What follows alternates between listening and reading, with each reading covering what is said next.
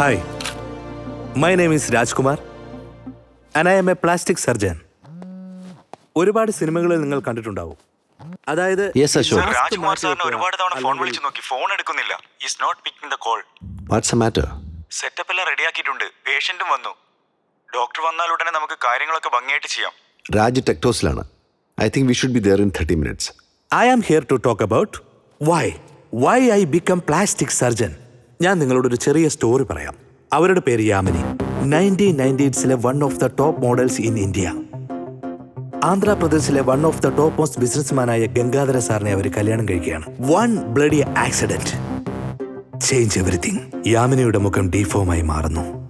മോഡലാണെന്ന് ഓർക്കണം. കുറച്ച് beauty conscious. അവരുടെ മുഖം അവർക്ക് തന്നെ കാണാൻ പാടില്ലാത്ത അവസ്ഥ. She got into the depression. 2 years later, she left this world. ഇതാണ് ഞാൻ പറഞ്ഞ യാമിനി, എൻ്റെ അമ്മ. നമ്മളെ കൊണ്ട് ആക്സിഡൻസ് എപ്പോഴും കൺട്രോൾ ചെയ്യാൻ സാധിക്കില്ല. എങ്കിൽ നമുക്ക് ഇതുപോലെയുള്ള ഇൻസിഡൻസ് തീർച്ചയായിട്ടും കൺട്രോൾ ചെയ്യാൻ സാധിക്കും. And that's what brought me here. And remember one thing, not everybody who wears an apron is a doctor. Thank you. I like your voice. Hey, thank you so much. Credit goes to my dad. He has a wonderful voice. One last thing. നമുക്ക് by birth കയ്യിൽ എന്തൊക്കെ വന്നു ചേർന്നു അത് നമ്മൾ celebrate ചെയ്യാൻ പാടില്ല. നമ്മൾ എപ്പോഴും കഷ്ടപ്പെട്ട് സമ്പാദിക്കുന്നത് മാത്രം നമുക്ക് വേണ്ടി നമ്മൾ ചെലവഴിക്കാൻ നോക്കണം. Okay, signing off.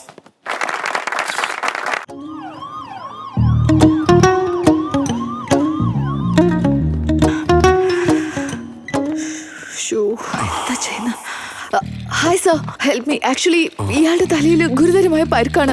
എന്താ ചെയ്യേണ്ടതെന്ന് എനിക്കറിയില്ല. ഒരുപാട് രക്തം പോയായിരുന്നു. Please doctor. What? Raj? Hi! Oh my God! I can't believe this. How are you?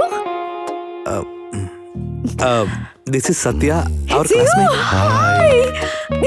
Oh my God! Long time. എന്താ സംഭവിച്ചേ? Actually, the thing is,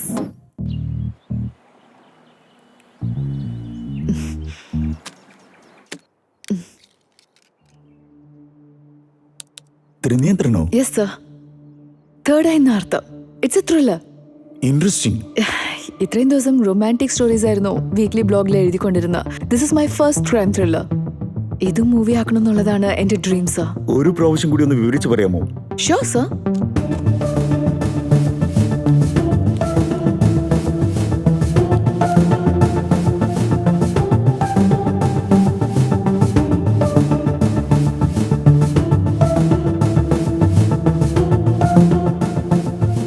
so finally ആ CCTV ഫുട്ടേജ് കണ്ട് police വില്ലന്മാരെയൊക്കെ അറസ്റ്റ് ചെയ്യും സർ. ഫാന്റാസ്റ്റിക്.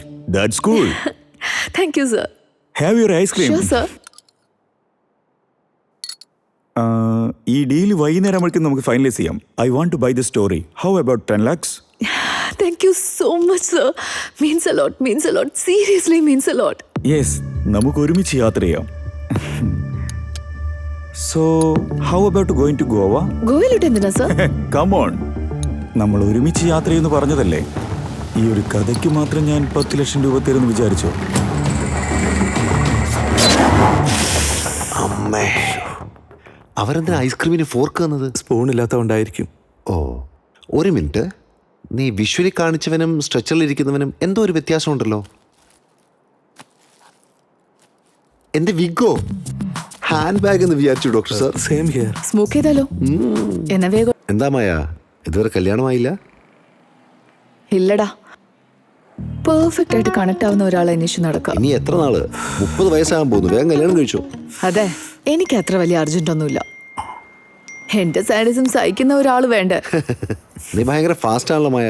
എന്താ സത്യ, ഈ കാലത്തും soft ആയ പെൺകുട്ടികളൊക്കെ കിട്ടുമെന്ന് വിചാരിക്കുന്നുണ്ടോ? ഇംപോസിബിൾ.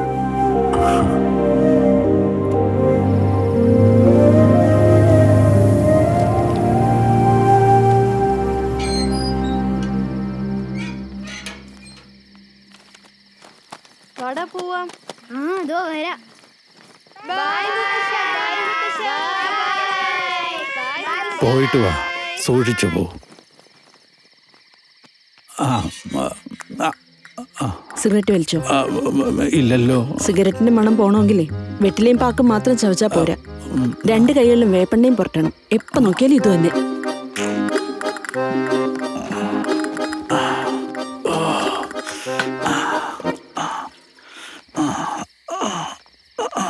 ഗുളി കഴിച്ചോ?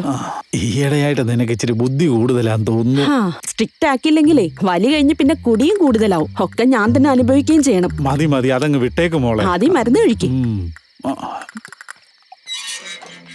ആ, വരുന്നുണ്ടല്ലോ. ഈ സമയത്തോ? ഇത്ര നേരമായിട്ട് നിന്റെ ജോലി തീർന്നില്ലല്ലോ, പിന്നെ എനിക്കും ആയിക്കൂടെ?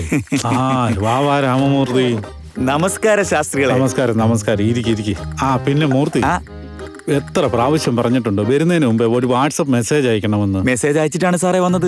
സിംഗിൾ ടിക്കാണ് എനിക്ക് വന്നത്. എടുത്ത് വായിച്ചു നോക്കേ. ഈ പണ്ടാര മൊബൈൽ എന്നാ ഇങ്ങനെ തുടങ്ങുന്നത്? വന്നിട്ടുണ്ട്. വന്നല്ലോ. അന്ന് 2 ഫോട്ടോ റിജക്ട് ചെയ്തത്. ഫോട്ടോ നമ്പർ 3, പേര് രവിശങ്കർ, ബാംഗ്ലൂർ LNT കമ്പനിയിലെ ഉദ്യോഗസ്ഥനാ. ഇപ്പൊ അടുത്ത 2 ചേച്ചിമാരെ കെട്ടിച്ചു വിട്ടത്. അതും 1 രൂപ പോലും കടം വാങ്ങിക്കാതെ.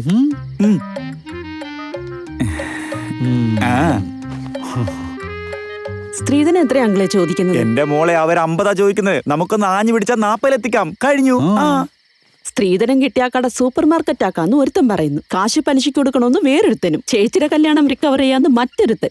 എന്താ അങ്കിളെ ഇങ്ങനൊക്കെ? മോളെ ഒന്ന് മിണ്ടാതിരുന്നേ. വേറെ നല്ല ബന്ധമുണ്ടേ പറമൂർത്തി. അങ്ങനെ ആയിക്കോട്ടെ ശാസ്ത്രികളെ. പാവം, ഇനി ഇവർ അന്വേഷിക്കണം തോന്നുന്നു. എന്തായാലും നമ്മുടെ ആള് ഇവരെ തേടി അന്വേഷിച്ചിറങ്ങിക്കഴിഞ്ഞു. ഈ കഥ ആരംഭിച്ച ദിവസം മാർച്ച് 1, 2020. പെണ്ണ് കാണാൻ പോകുന്നത് എല്ലാരും പ്ലാൻ ചെയ്തിട്ടാ. ഇതെന്തോ ബ്രോക്കറിനെ പോലെ ഷോക്ക് കൊടുക്കുന്ന രീതിയിലുള്ള പെണ്ണ് കാണല് ഞാൻ ആദ്യമായിട്ടാ. ഇപ്പൊ ഇവൻ കൊടുത്ത ഷോക്കിൽ നമ്മൾ ബാംഗ്ലൂരിൽ നിന്ന് വന്നില്ലേ, ഇതും അതുപോലെ തന്നെയാ.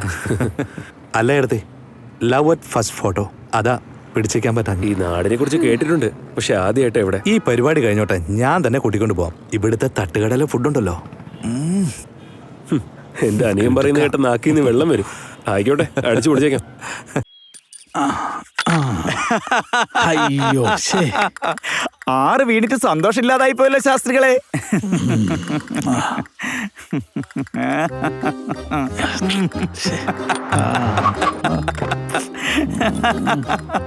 എന്താ ചെയ്യുന്ന? ഇയാളെന്തിനാ ഇവിടെ വന്ന്? നീ കളിക്ക്. എന്നാ പറ്റി മൂർത്തി? ഒരു നിമിഷം ശാസ്ത്രികളെ. സാറേ നമസ്കാരം സാറേ. നമസ്കാരോ. നമസ്കാരം സാർ. നമസ്കാരം. എന്റെ പേര് രാജശേഖർ. ഞാൻ രാജ്കുമാർ. വരണം. ഒരു അർജന്റ് കാര്യം സംസാരിക്കണമായിരുന്നു. അകത്തോട്ട് വാ.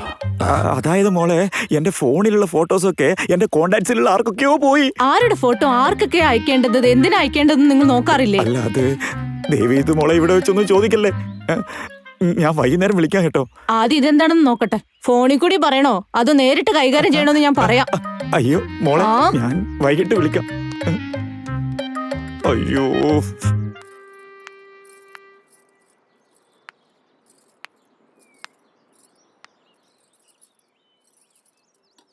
സത്യം പറഞ്ഞാൽ എനിക്ക് എൻ്റെ പഴയ സ്കൂളാണ് ഓർമ്മ വരുന്നത്. ലൈബ്രറി എങ്ങനെയാ, നല്ല സൈലന്റ് ആയിരിക്കും. ഞങ്ങളെല്ലാവരും ആരൊച്ച വച്ചാലാ കൂടുതൽ ശബ്ദം വരുന്നതെന്ന് ഓർത്ത് കളിക്കുമായിരുന്നു. നോസ്റ്റാൾജിയ.